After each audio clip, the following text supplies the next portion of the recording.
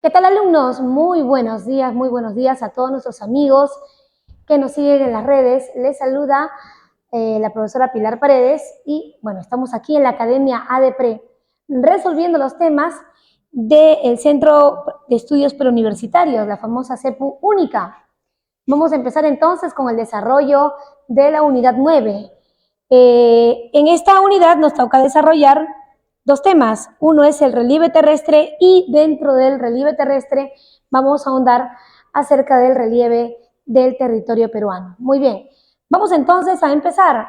Cuando vamos a hablar del relieve terrestre, vamos pues a mencionar el tema de geodinámica. Sabemos que en la Tierra, que en nuestro planeta, ¿no?, vamos a tener una infinidad de relieves, valles, mesetas, cordilleras, planicies, pampas, etcétera. Todos estos relieves, muchachos, se han formado a través de movimientos internos y externos del planeta. A esos movimientos le vamos a llamar la geodinámica. Dinámica, movimiento terrestre. Estos pueden ser de dos tipos. Si estos movimientos provienen desde el interior de la Tierra, pues se llamarán geodinámica interna o fuerzas endógenas. Si estos movimientos, ¿no?, que crean relieves se producen desde la superficie terrestre, entonces le vamos a llamar fuerzas exógenas o geodinámica externa. Bueno, vamos a empezar entonces colocando cada una de las características de ambas geodinámicas.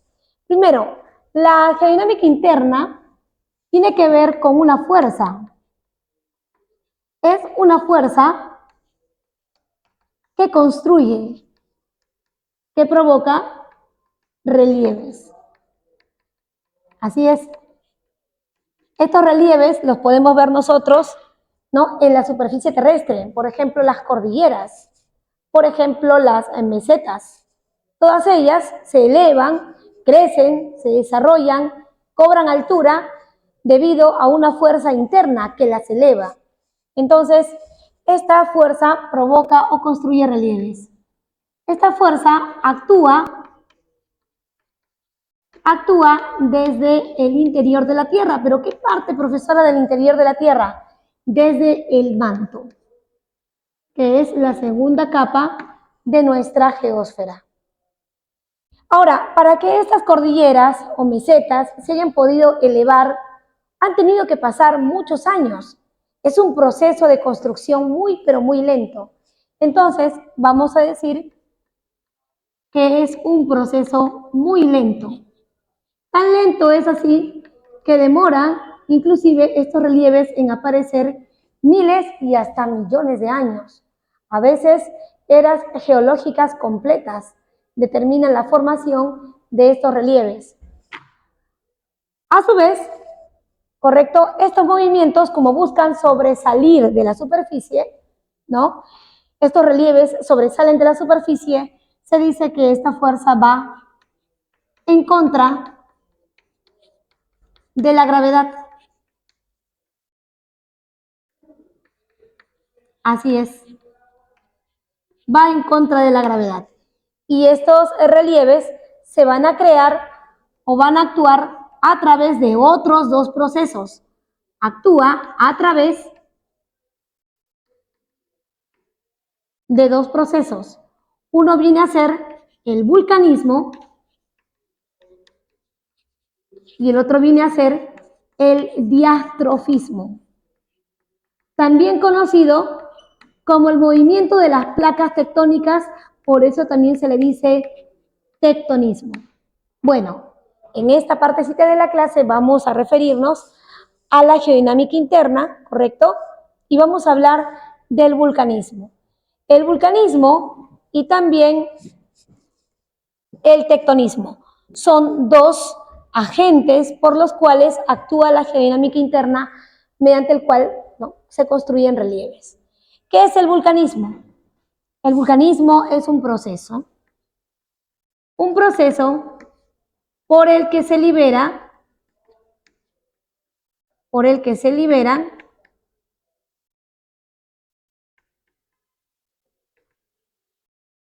materiales desde el interior desde el interior del manto. Ahora, ¿qué materiales puede liberar un volcán? Un volcán puede liberar, por ejemplo, bueno, material líquido, vale decir magma, puede liberar materiales semisólidos, pueden ser piroclastos, que son rocas que todavía no consiguen solidificarse, ¿sí? También puede liberar ceniza volcánica, puede liberar también, ¿por qué no?, gases como el vapor de agua, amoníaco, metano y otros, ¿sí? Es decir, un volcán puede liberar materiales gaseosos, materiales líquidos y sólidos. ¿Cuáles son las partes de un volcán? Bueno, las partes de un volcán lo vamos a tener aquí. Primero tenemos la forma que adopta el volcán. Se le denomina cono volcánico. Así es el resultado de la acumulación del material magmático alrededor de la fisura. Luego tenemos, bueno, pues la abertura, que viene a ser el cráter, que muchas veces este cráter, ante la erupción desmedida, ¿no?, y sobrepasada de un volcán, se puede convertir en una caldera, ¿no? Es un cráter ya demasiado grande.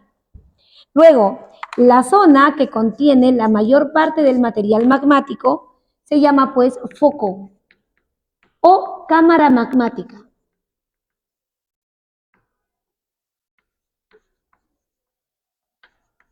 Así es. Bueno, y el conducto a través del cual se desplaza ese material magmático se le llama simplemente chimenea. Ahora, ¿cuáles son las causas? ¿Por qué se produce la erupción de un volcán? Bueno, puede ser, por ejemplo, causas tectónicas, es decir, el movimiento de placas tectónicas, ¿no? Dos placas que se van rozando entre ellas, provoca fricción, la fricción provoca calor y bueno, pues aumenta la temperatura dentro, en el interior de la Tierra, se genera energía que busca ser liberada y tenemos aquí la erupción de un volcán. También los sismos. Ahí está. Cuando se produce un sismo de considerable intensidad, vamos a tener que es acompañado de repente con erupciones volcánicas. Así es. Bueno, pueden ser diversas causas las que originen la erupción de un volcán. Ahora, los volcanes se van a clasificar. Según su actividad, tenemos volcanes que siempre se encuentran en actividad, bueno, pues le llamamos así simplemente activos, como por ejemplo los volcanes que se encuentran aquí, en las costas del Pacífico Occidental. Así es, tenemos a las islas de Hawái, ¿no? Estas islas se han originado precisamente por la solidificación de sus volcanes, volcanes de tipo hawaianos que tienen erupciones constantes. Ahí está. Por ejemplo, en el Perú tenemos el volcán Sabancaya y el Ubinas, que son dos de los más activos en el Perú. Luego tenemos pues el volcán Paricutín, por ejemplo, ¿no? Paricutín en México. También tenemos los volcanes inactivos. Son aquellos que hace mucho tiempo ya dejaron de erupcionar, pero eso no significa que, bueno, que no vuelvan a estar en actividad. Luego tenemos los volcanes durmientes. Así es, son aquellos volcanes que se encuentran liberando gases. Así es, también conocido como fumarolas. Ahora, según su tipo de erupción, tenemos aquellos volcanes que erupcionan de forma constante, pero moderada. Me refiero a los volcanes hawaianos. Bueno, su nombre, ya se imaginarán, en honor pues a las islas de Hawái. Aquí sus volcanes todo el año hacen erupción, pero sus erupciones son moderadas, tranquilas, ya que la lava que emiten estos volcanes es lava muy viscosa. Así es. Después tenemos los volcanes estrombolianos. Estos volcanes, muchachos, en realidad son de temer. ¿Por qué? Porque son acompañados muchas veces de piroclastos y de actividades sísmicas. También tenemos el volcán Peleano. Son volcanes muy explosivos, ¿no? Pueden liberar a grandes distancias del cráter, ¿no? Pueden liberar materiales magmáticos, como por ejemplo ceniza. Entonces, son volcanes bastante destructivos, bastante violentos. Ahora, en segundo lugar, tenemos que hablar de los seísmos. Ahora, antes de hablar, mejor dicho, de los seísmos, tenemos que hablar de las fuerzas tectónicas. El tectonismo también es conocido como diastrofismo, que no es más que el movimiento de placas tectónicas. Así es. Estas placas tectónicas se originan o se mueven, mejor dicho, al interior de la corteza, inclusive en la parte superior de la astenosfera o manto superior. Así es. Bueno, el tectonismo, a su vez, ¿no? Tiene que ver, repito, con el movimiento de placas. Estas, a su vez, crean relieves dentro de la corteza a través de la orogénesis y la epirogénesis. Por ejemplo, ¿qué crea la orogénesis? Mira, para que lo podamos entender mucho mejor, aquí tengo de repente a Sudamérica, ¿correcto? La orogénesis va a crear los relieves al interior de la corteza, como por ejemplo, ahí está la famosa cordillera de los Andes. Orog viene de la palabra cordillera. A través de la orogénesis se crean las cordilleras al interior del continente. Por ejemplo, también se crean las mesetas.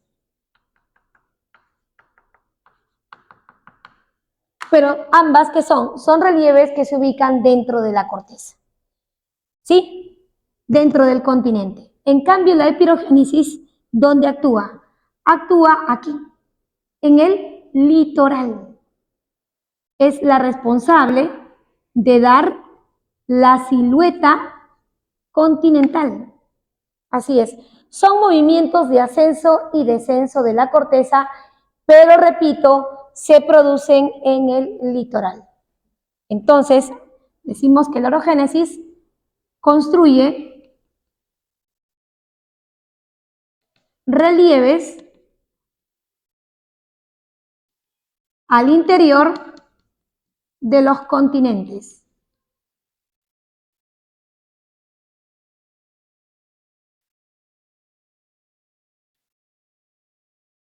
Mientras que la pirogénesis actúa en el litoral. En el litoral. A través de un movimiento denominado la isostasia. Iso viene de igualdad. ¿Igualdad en qué, profesora? Igualdad entre la elevación y el hundimiento del relieve terrestre o de la superficie terrestre en el litoral. Es que resulta que en nuestra costa, por ejemplo, en la costa peruana, vamos a ver que una parte de la costa se está hundiendo, mientras que otra parte de la costa está sobresaliendo. Pero esto donde se produce, repito, se produce en el litoral. Y es precisamente aquí donde le vamos a dar la forma al continente.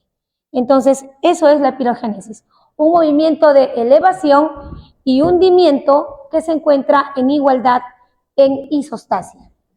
Así es. Entonces, voy a decir que actúa, ¿qué te puse, no? Actúa en el litoral. Le da o le otorga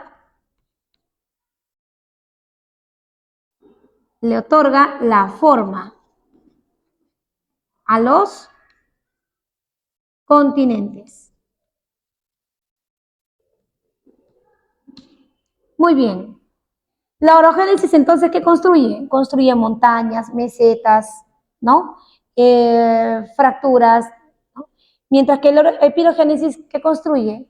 Bueno, construye relieves en el litoral, como por ejemplo, acantilados, depresiones, tablazos, etc. Y ahora tenemos que hablar, bueno, recuerda, el tectonismo y el vulcanismo son movimientos que vienen desde el interior de la corteza y son parte de la geodinámica interna. También tenemos que hablar de los sismos o seísmos. Los seísmos son movimientos repentinos.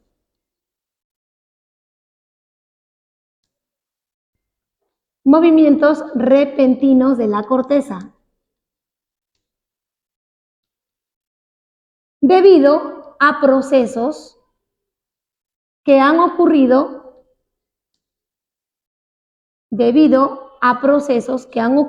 al interior de ella, ¿no? A procesos que han ocurrido al interior de la corteza precisamente, ¿no? Muy bien. ¿Qué causas puede provocar un sismo? Bueno, tenemos causas tectónicas, por ejemplo, el movimiento de placas, ya sea que las placas se acerquen, ¿no? Movimiento de convergencia, o que se separen, movimientos divergentes, o que se estén rozando mutuamente, se llaman, ¿no? Placas transversales. Cualquiera de los movimientos producen sismos o seísmos. También podemos tener causas volcánicas. Es decir, ante la erupción de un volcán bastante destructivo o violento, no podemos ver ahí la aparición de sismos. Y también los seres humanos podemos crear sismos, por ejemplo, a través de las explosiones atómicas, los ensayos nucleares. También tenemos, por ejemplo, el derrumbamiento de la corteza, derrumbe de la corteza. Ya sea que una caverna, por ejemplo, sus columnas cedan, ¿no? Y la caverna cae, pues, ¿no? Y eso debe de ser debido a qué, pues porque las columnas naturales se van desgastando, se van erosionando, hasta que estas columnas ya no pueden soportar el peso de la corteza. Entonces simplemente cae. Ahí está. Y una causa más, ¿no? Una causa humana más, por ejemplo, aquí, explosiones atómicas, que puede ser una causa humana, y otra causa también puede ser, por ejemplo, aquella vez que el Perú jugó al Mundial, ¿se acuerdan o no? Cuando nuestro amigo Farfán metió un gol y todo el Perú al mismo tiempo gritó ¡Gol! Gritó, ¿se acuerdan o no, chicos? Claro, pues en ese momento se originó un sismo de apenas 1,2 grados. Solamente lo pudieron sentir los sismógrafos, que son los aparatos que miden precisamente la intensidad de un sismo. Entonces, los seres humanos también podemos causar sismos, claro, en este caso de menor intensidad. Ahora tenemos que revisar a qué se le llama terminología sísmica. Bueno, su nombre lo dice, ¿no? Son términos que debemos utilizar en cuanto a la identificación de palabras relacionadas con un sismo. Por ejemplo, ¿qué cosa es el hipocentro? El hipocentro, alumnos, mis estimados, es aquel lugar donde en verdad se origina el sismo. Es el lugar donde puede que las placas tectónicas, por ejemplo, se estén encontrando o se estén separando. Repito, el hipocentro es el lugar donde se origina el sismo.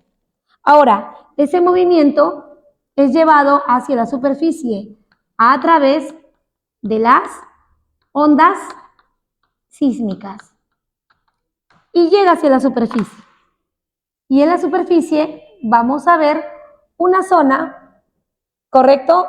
Por encima del hipocentro donde vamos a registrar la mayor intensidad del movimiento. Me refiero pues al epicentro. El epicentro entonces viene a ser la zona superficial donde se registra la mayor intensidad.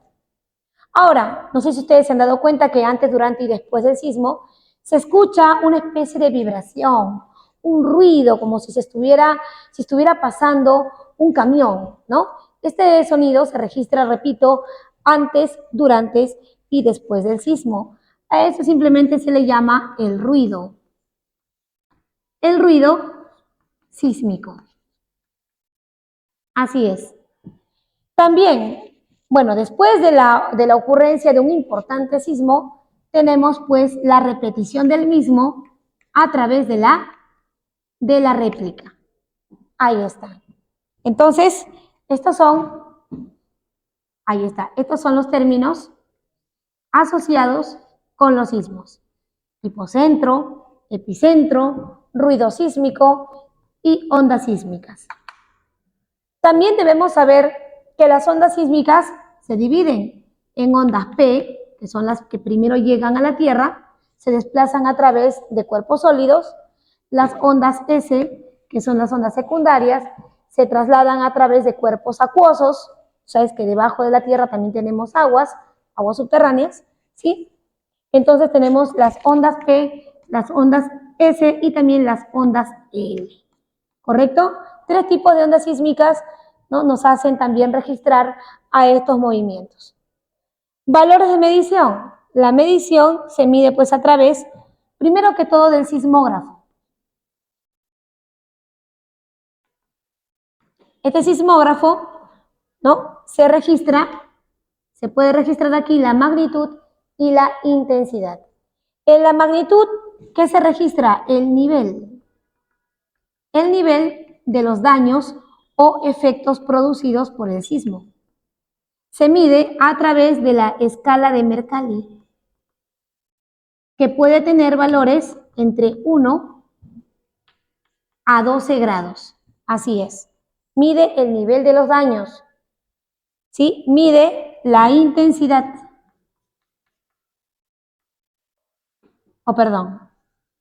Mide el nivel de los daños y en el caso de la intensidad, mide el nivel de energía liberada.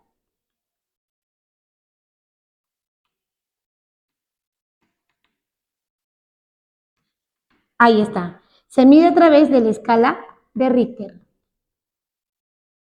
Y tiene niveles que van entre 1 a 9 grados. Vamos a colocar el número romano mejor. Ahí está. Bueno, chicos, los terremotos más destructivos los tenemos ¿dónde? Vamos a ver aquí, en este mapita, miren, ven este planisferio, tenemos aquí de amarillo todos los continentes, ¿verdad? Y aquí está la Antártida. ¿Dónde vamos a encontrar la zona de mayor frecuencia sísmica y también donde vamos a encontrar los volcanes más destructivos? Los volcanes más destructivos se van a encontrar en la zona de separación o interacción de placas. Por ejemplo, lo tenemos aquí, mírenme, esta pequeña placa que tú ves aquí se llama la placa de Nazca.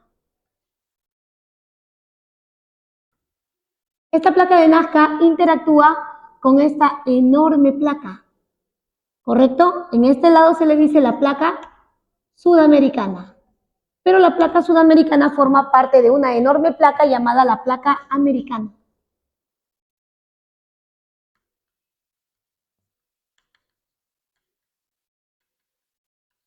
Entonces, ambas placas tienen este movimiento de convergencia.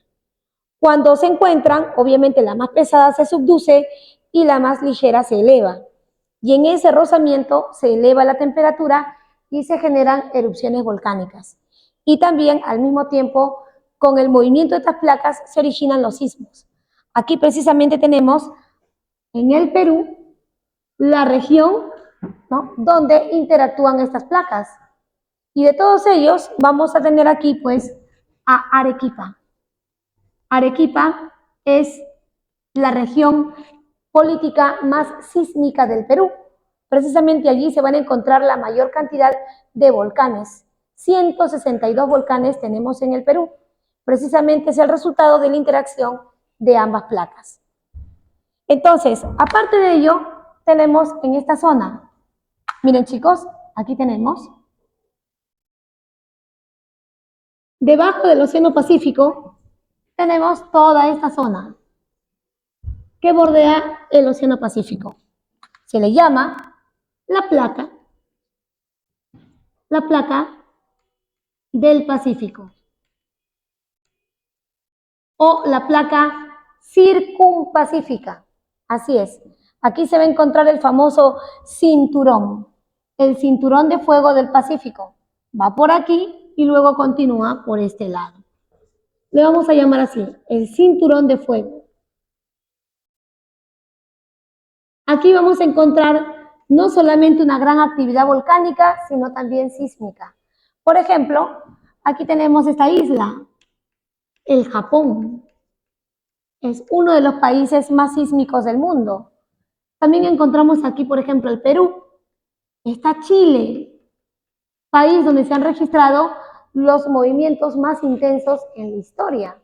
Aquel terremoto de Valdivia, ¿no?, que destruyó casi por completo la ciudad de Chile o el país de Chile. También tenemos otra placa. Es una de las placas, junto con la del Pacífico, una de las más grandes. Se encuentra debajo del continente de Europa y Asia. Le vamos a llamar así la placa euroasiática.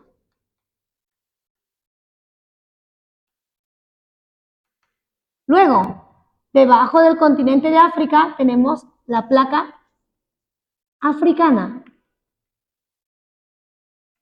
que se mueve en esa dirección. Luego tenemos otra placa. Esta pequeña placa de verde, ¿ya?, se llama la placa arábiga.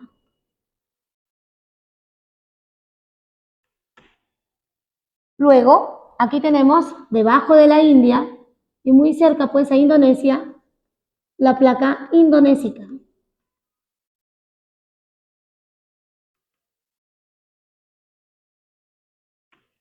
Cerca a las costas de Centroamérica tenemos una pequeña plaquita denominado la placa de Cocos. Bueno, tenemos por aquí la placa oceánica y una de las placas más estables en el mundo. Es un lugar donde hay pocas probabilidades de que ocurra un gran sismo, ¿no? Se llama la placa de la Antártida. Es una zona sísmicamente muy estable. O la placa antártica también se le dice. ¿Qué son todas estas placas? Bueno, es la configuración de las zonas más activas a nivel de sismos y a nivel de volcanes. Así es. Zonas volcánicas y sísmicas más activas en el mundo. Son aquellas que se van a encontrar entre el final de una placa y el inicio de otra. Allí van a ocurrir los terremotos más destructivos. Bueno, luego de haber revisado brevemente las fuerzas endógenas, ahora tengo que referirme a la geodinámica externa. Esta hace todo lo contrario que la geodinámica interna. Si esta geodinámica interna actúa en el manto, esta actúa en la superficie.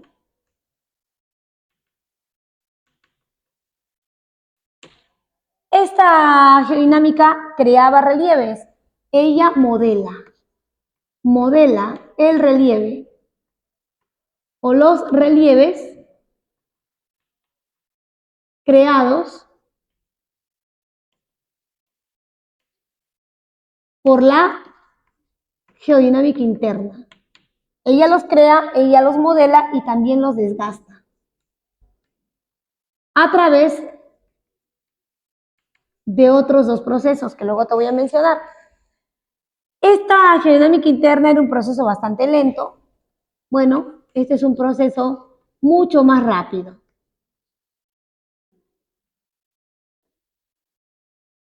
Si lo comparas con la geodinámica interna.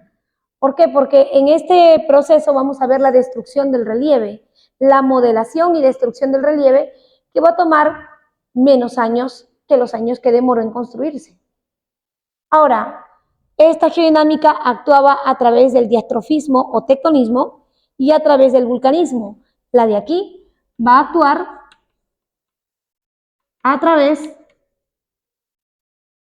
de otros dos procesos. Ese desgaste de los relieves se va a dar a través de la meteorización y a través de la erosión.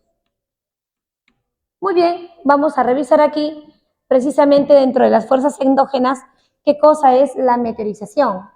Miren, chicos, la meteorización también es llamada, de repente en el examen te viene con su otro nombre, se le dice también intemperismo. ¿Pero qué cosa es, profesora? ¿Qué cosa es?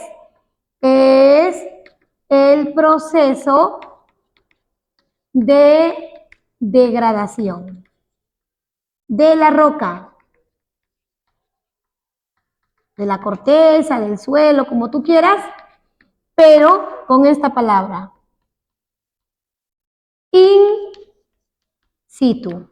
¿Qué quiere decir? Que la roca, la corteza se degrada en el lugar. La roca se parte, se divide, se meteoriza, se desgasta, pero en el lugar, nada más. Ahora, ese desgaste de la roca o esa meteorización de la roca in situ puede ser de dos tipos. Puede ser meteorización física o química. ¿Cuál es la diferencia? Que en la meteorización física solo cambia. ¿Qué cambia, profesora? El tamaño.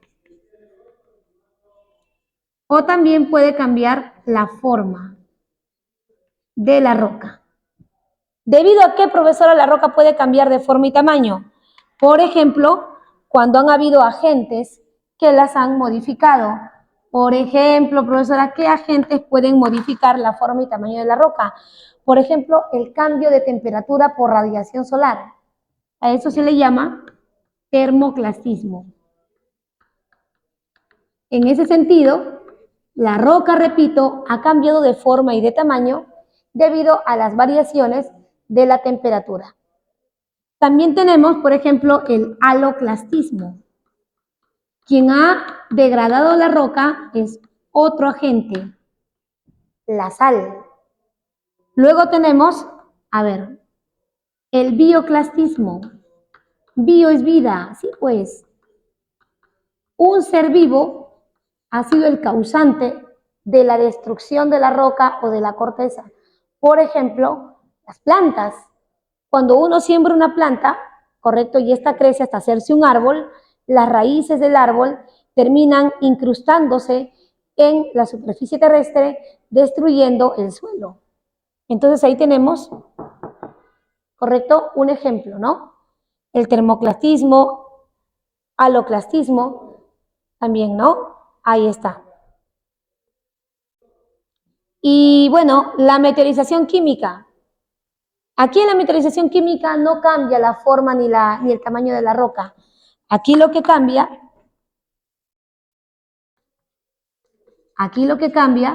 son los componentes minerales de la roca.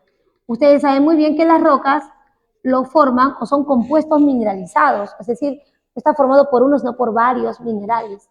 Estos minerales pueden reaccionar con el oxígeno, pueden reaccionar con el agua, pueden reaccionar con el dióxido de carbono, etc. Entonces, al reaccionar con estos gases o con el agua, va a ocurrir una reacción química dentro de los minerales de la roca. Entonces, dependiendo con qué reaccione, vamos a tener, ¿no?, tres tipos de meteorización química. Por ejemplo, si la roca, sus minerales reaccionan con el oxígeno, bueno, pues eso se llamará la oxidación. Si reacciona, por ejemplo, con el dióxido de carbono, a ese proceso de meteorización química se le llamará la carbonatación. Si reacciona de repente con el agua, se le llamará eso la hidratación. El caso es que la roca, sus compuestos minerales, ¿no?, van a sufrir una reacción química, ¿correcto? Dependiendo con qué agentes haga reacción. Ojo, la roca aquí no cambia de forma o tamaño, solamente sus minerales. En cambio aquí, ¿sí?, aquí la roca va a degradarse, va a disminuir, va a cambiar de forma y tamaño. Claro, para que esto ocurra, muchachos, tienen que pasar en realidad tiempos enormes, porque las rocas de un día para otro no cambian de forma de tamaño. El cambio lo hacen a mediano y largo plazo. Muy bien, muchachos. Entonces, las fuerzas exógenas actuaban a través de la meteorización, pero también te dije a través de ¿qué? A través de la erosión. Profesora, ¿cuál es la diferencia entre erosión y meteorización? Bueno, para empezar, en la erosión también hay un desgaste de la roca. A ver, te explico. Con un dibujito. Vamos a verlo por acá. Miren bien. Acá tengo una roquita. A esa roquita le llegó la radiación solar. El cambio de temperatura. Ahí está. Esa roquita, con el tiempo, ¿no? En el día se calentó y en la noche, uy, ¿qué pasó con la roca? Se enfrió. Las bajas temperaturas, ¿no? Hicieron que la roca en la noche se compacte y en el día se expanda, se dilate. Entonces, dilatación en el día, compactación en la noche, dilatación, compactación. ¿Qué va a pasar con esa roca? Con el tiempo se va a fragmentar. Eso ocurre en la meteorización.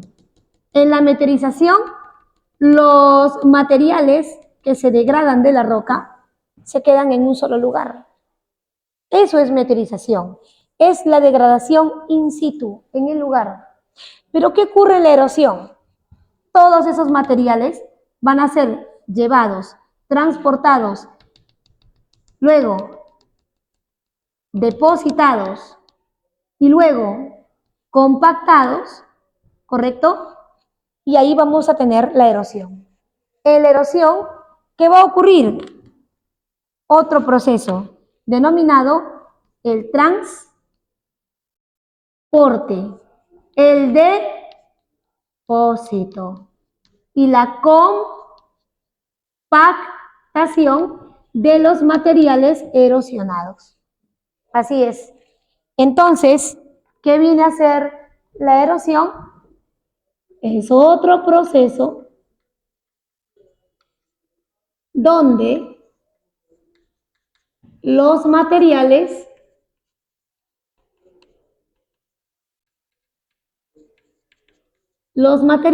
desgastados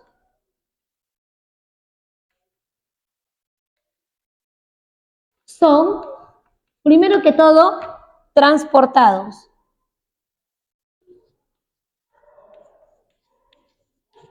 Después, depositados.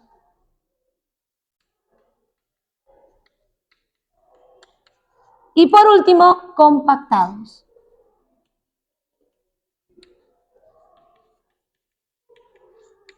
¿Se dan cuenta la diferencia entre meteorización y erosión? En la meteorización, la roca se degradaba en el lugar y nada más.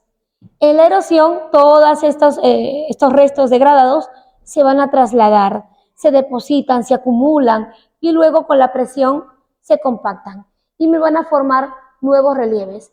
Algunos relieves que van a formar van a ser relieves por depósito, ¿correcto? Y otros relieves van a ser formados eh, por desgaste. Así es.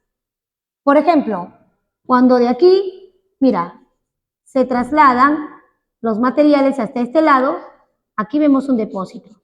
Aquí vamos a ver un nuevo relieve. Y aquí, donde los materiales salieron, va a haber un desgaste. Aquí también se va a formar otro relieve. Ahora, tenemos varios tipos de erosión. ¿Según quién? Según el agente que lo transporte. Por ejemplo, si el agente que transporta estos materiales es el río, se le conoce como erosión fluvial. Repito, en la erosión fluvial, el agente que transporta los materiales desgastados hacia otro lado es el río. Entonces, es la erosión provocada por los ríos.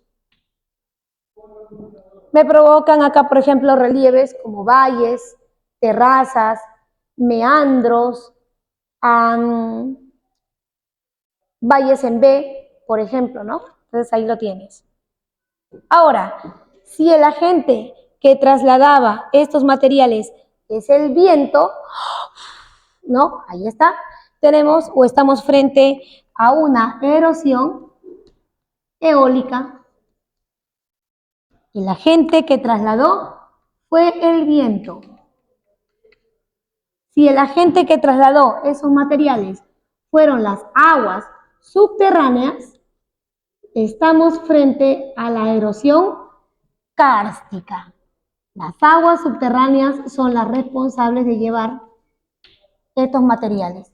Profesora, ¿y qué relieve se pueden formar a partir de la erosión eólica?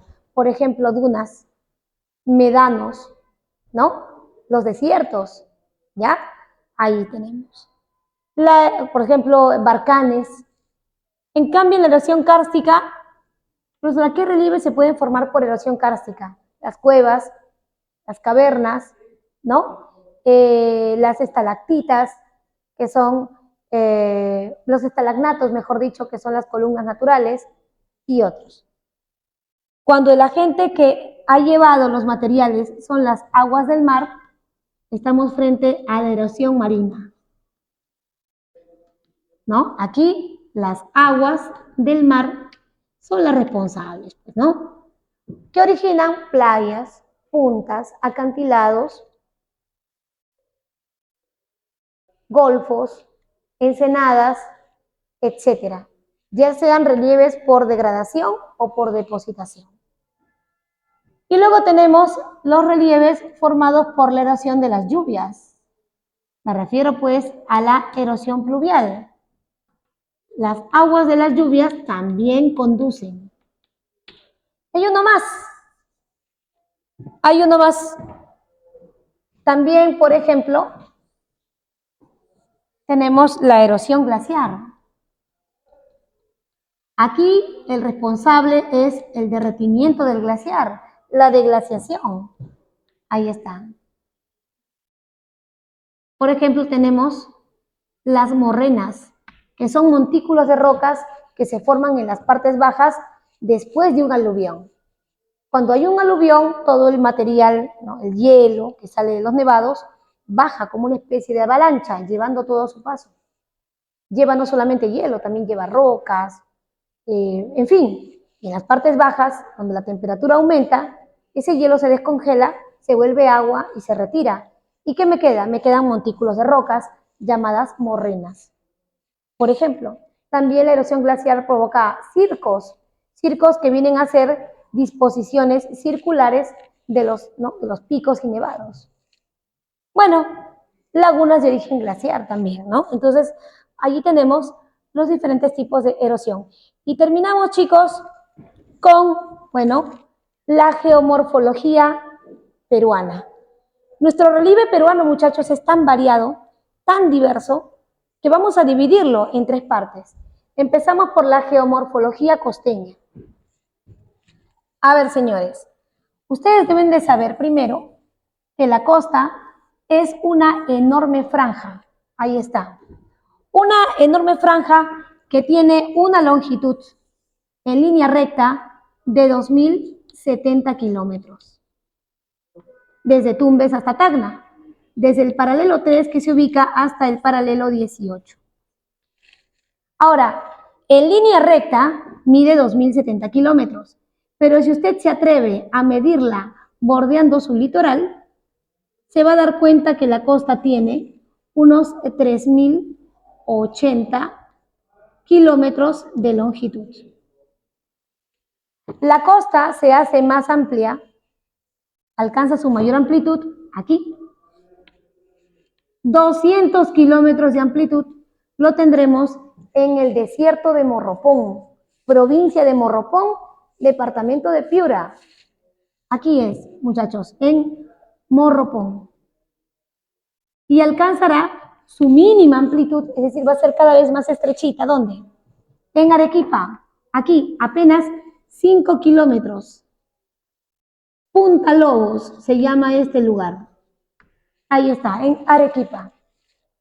La costa, también, muchachos, apenas representa el 12,5% del territorio nacional.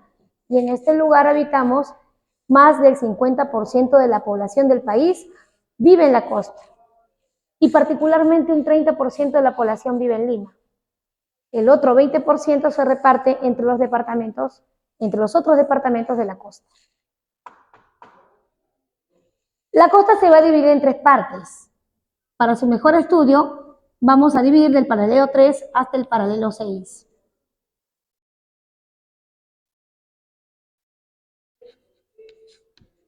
A ese sector le vamos a llamar la costa norte, que va desde el paralelo Boca de Capones en el Ecuador hasta la península de Illescas. Está en Piura.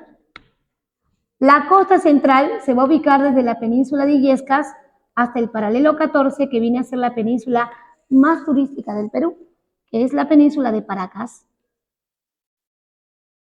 Y desde el paralelo 14 al paralelo 18, más conocido como el paralelo del Hito, número 1 de la Concordia.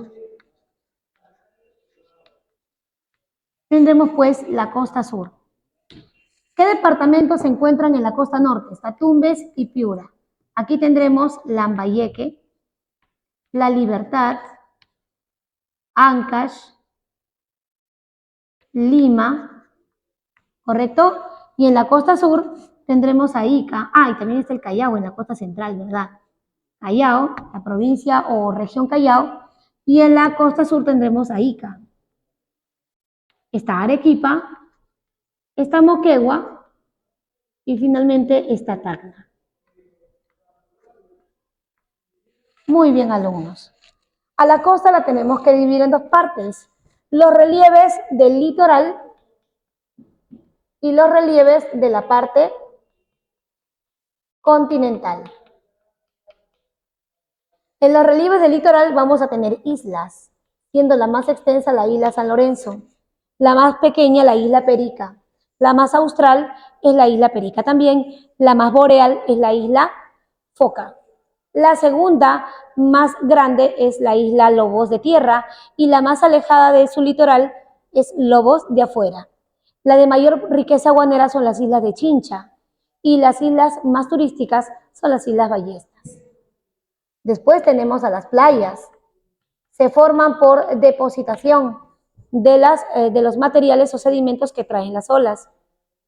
Bueno, en la parte central y sur nuestras playas son o tienen una intensa actividad de oleaje, mientras que en el norte las playas son más tranquilas por el poco oleaje. También tendremos acantilados, que son paredes verticales formadas por las olas. También tenemos, muchachos, puntas y penínsulas.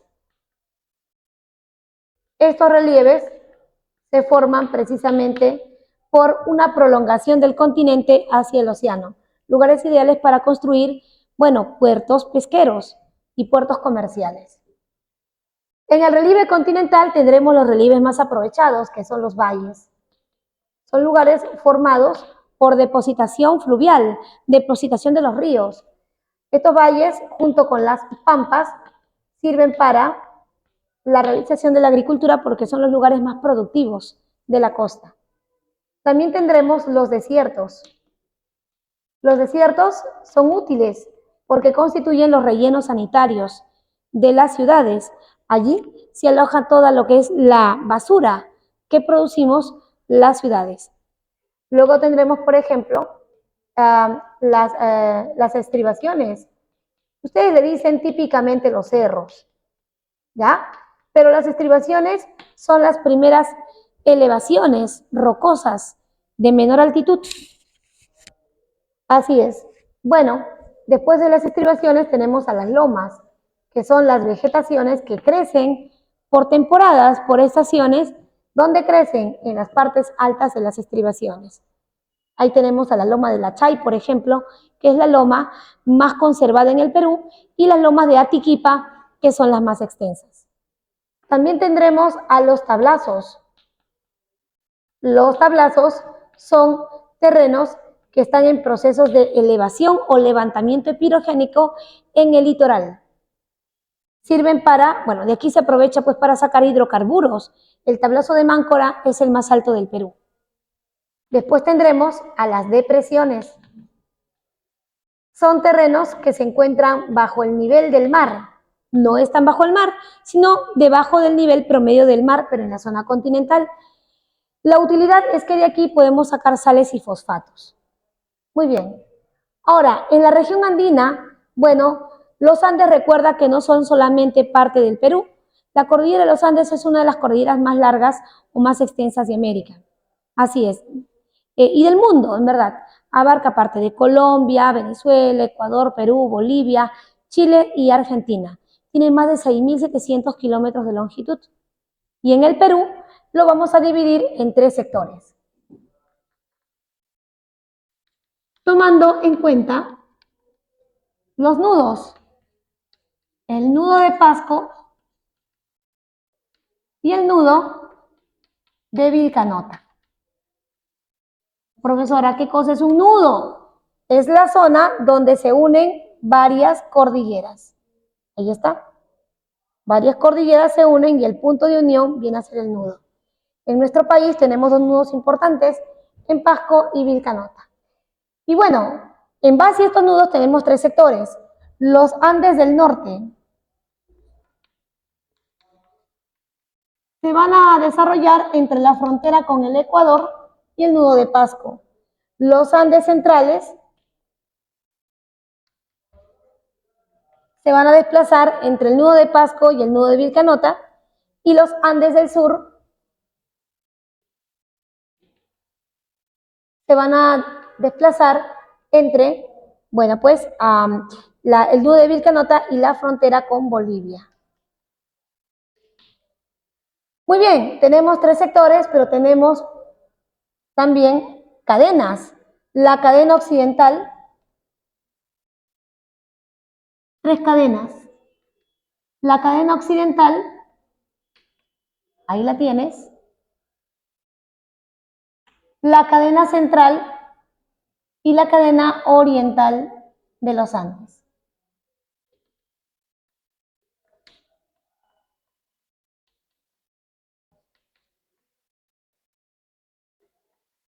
Ojo, los Andes del norte tienen 3 cadenas, los del centro tienen otras 3 cadenas y los Andes del sur solamente cuentan con 2 cadenas porque en el medio vamos a ubicar aquí la meseta del Collao. ¿Qué otros relieves podemos tener en la región andina? Por ejemplo, podemos encontrar, aparte de los Andes, volcanes. El Perú tiene 401 volcanes, de los cuales el 97% no son activos. Ahora, de esos 3% de volcanes en actividad, el 80% lo tenemos en el sur andino, particularmente en la cordillera volcánica, que reúne la mayor cantidad de volcanes activos del Perú. El departamento con el mayor número de volcanes, yo les dije hace rato, es pues Arequipa. Tiene en realidad 162 volcanes. Muy bien, aparte de los volcanes tenemos las mesetas. Las mesetas en el norte del Perú son muy bajitas, mientras que en la zona central y sur cobran mayor notoriedad. La meseta más extensa del Perú es la del Collao, pero la más alta es la meseta de Junín, también llamada meseta de Bombón, que se encuentra a 4.000 metros de altura. Tenemos pampas galeras, por ejemplo, donde se cría la vicuña en Ayacucho. Tenemos la meseta de Marcahuasi en Lima, la meseta de Castro Virreina en Huancavelica, entre otros. También tenemos, por ejemplo, los pasos o abras. Un paso o abra es la parte más baja entre 2 montañas. Acá tenemos 2 montañas, ¿correcto? Ahí están las montañas. El paso o abra viene a ser esta zona. La parte más baja por donde, por lo general, pasa pues las vías del tren o pasa de repente las carreteras que unen este pueblo con el pueblo de La Espalda. El paso de Anticona es el paso más alto del Perú con 4.812 metros de altura. También tenemos el paso de Porcuya, que es el más bajito, se encuentra en el norte del Perú, que une las ciudades de Olmos con Jaén. El paso de Anticona te decía que une Lima con Loroya. Tenemos el paso, por ejemplo, de La Raya, que une la ciudad de Cusco con Puno. Bueno, tenemos el paso de Crucero Alto, que une la ciudad de Arequipa con Juliaca, entre otros. ¿Chicos? También tenemos, aparte de los pasos o abras, tenemos pues los valles. En la sierra se le dicen valles interandinos. Son las áreas más pobladas de la región andina debido a su excelente clima, buenas condiciones de suelo y agua. Entonces, vamos a tener aquí, por ejemplo, el Callejón de Huaylas, el Valle del Mantaro, el Valle Urubamba, ¿no? Son los valles más poblados en la sierra. Bueno, en la Amazonía, ¿qué tenemos, muchachos? La Amazonía, recuerda que representa el 59% del territorio peruano y se va a dividir en dos partes. La Rupa Rupa, que se va a ubicar entre, bueno, los 3.000 metros de altura hasta los 400 metros. Es una región que se caracteriza por la existencia de sus pongos. Tenemos también valles longitudinales, que son las áreas más productivas de la región andina, o perdón, de la región amazónica. En cambio, los pongos son lugares idóneos para el aprovechamiento energético. También tenemos, por ejemplo, las cavernas y cuevas formadas por las aguas subterráneas. También tenemos las terrazas. Son los relieves de la selva alta y de la selva baja, también llamada Omagua. Sabemos que esta región se desplaza entre los 400 metros hasta los 80 metros de altura. Bueno, en la Omagua, ¿qué vamos a tener? Las partes más bajas, llamadas tahuampas. Luego se encuentran unas partes un poco más altas, donde se dedica la gente al cultivo estacional, son las restingas. Tenemos luego las zonas donde se asientan las ciudades, que son los altos, y la parte más alta de la Omagua vienen a ser los filos, zonas por donde van las carreteras, ¿no? que te conducen finalmente a la región de la selva. Bueno, muchachos, vamos a entonces a mencionar, a resolver las preguntas de nuestra separata, el boletín número 9. Nos dice, pregunta número 1, ¿ya? Se nos puede seguir la cámara. Dice, la irregularidad que encontramos en la corteza, es decir, altibajos en la superficie, como en el fondo oceánico, ¿cómo se denomina esto? Se denomina simplemente la geomorfología. Muy bien, el relieve continental, aquel que lo encontramos sobre el nivel del mar, se llama pues relieve emergido. Vamos a tener relieves que se encuentran por encima del nivel del mar, como por ejemplo las cordilleras, ¿no? Y todo aquello que está en la región andina, y en la selva y en la costa. Y también tenemos relieves que se encuentran por debajo del nivel del mar, ese vendría a ser relieves sumergidos, por ejemplo el relieve submarino. Entonces, ¿qué nos dice? No, relieve continental que encontramos sobre el nivel del mar. Es llamado relieve emergido. 3. De los siguientes tipos de grandes formas de relieves, llamados macroformas, una de ellas no viene a ser. Bueno, vienen a ser las depresiones intermedias, ¿no? Número 4. La geodinámica es parte de la geología, que estudia las modificaciones del relieve terrestre por fuerzas tanto internas como externas, ¿no? La geodinámica. Número 5. Es un factor importante del proceso externo de la geodinámica. Bueno, es un factor importante. A ver, una característica de la geodinámica externa es que si este actúa en contra de la gravedad, este actúa a favor de la gravedad. ¿Por qué? Porque todos los materiales que han sido desgastados se desplazan hacia abajo, pues, ¿no? Entonces, están hablando, es un factor importante del proceso externo, es decir, de la geodinámica externa. Se desplaza a favor de la gravedad. Número 6. Son movimientos verticales de ascenso y descenso de la corteza. Movimientos epirogénicos. Aquí les dije, ¿no? Movimientos de isostasia. Movimientos de igualdad entre la elevación y la depresión del litoral.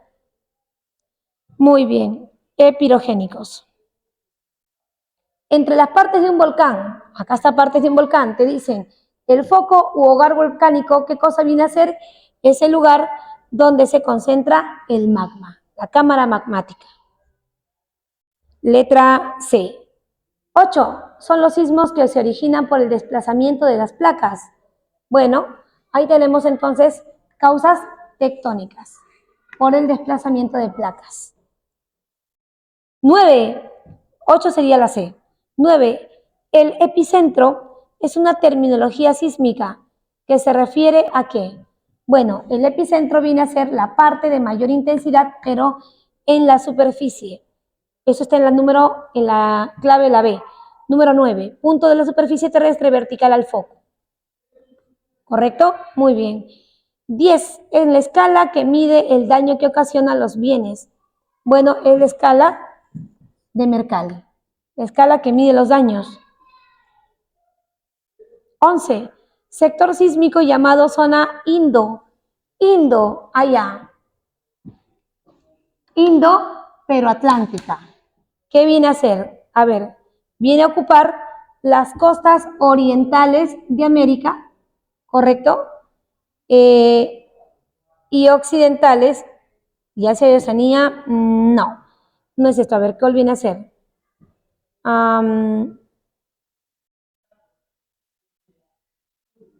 Ya, vienen a ser desde el sur de África,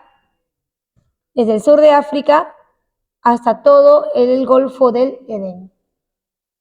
Todo viene a ser la letra C. 12. El intemperismo. El intemperismo también es conocido como meteorización o intemperismo. Muy bien. ¿Dónde está eso? La clave la B. La termoclastia, el termoclastismo, es un agente que interviene en la meteorización física. A ver, en la termoclastia, en la número 13, dice es el rompimiento de las rocas que tiene como agente principal la energía solar, porque es precisamente lo que cambia, ¿no?, la temperatura de la roca. 14. La erosión kárstica. ¿De dónde proviene la erosión kárstica? De las aguas subterráneas. Ahí está, la clave la E. 15. La compactación. ¿Se acuerdan? En la erosión provenía o intervenían varios procesos como el desplazamiento, la depositación y la compactación. Dice, la compactación es el proceso de volver nuevamente a sólido los materiales sedimentados. También, ¿cómo se le llama? Se le llama litificación. 16. La llanura costera alcanza su parte más angosta, ¿dónde? En Punta Lobos. Eso dice Arequipa. Y su parte más ancha, ¿dónde está? En Morropón, en Piura. Eso viene a ser la clave, la C. 17. Los valles costeños. Dice, son los suelos más productivos del territorio peruano. Así es. ¿Correcto? Aquí te puse, ¿no? Los valles costeños y las pampas son las zonas más productivas. Dice, siendo uno de ellos, a ver, ¿cuál de todos ellos? Dice Camaná en Arequipa, Bayóvar en Piura, Zorritos, Olmos y Casma. Bueno, uno de esos valles es Camaná, en Arequipa. Luego dice, los Andes centrales comprenden desde, ahí está, los Andes centrales comprenden desde el nudo de Pasco hasta el nudo de Vilcanota. Precisamente la clave la D.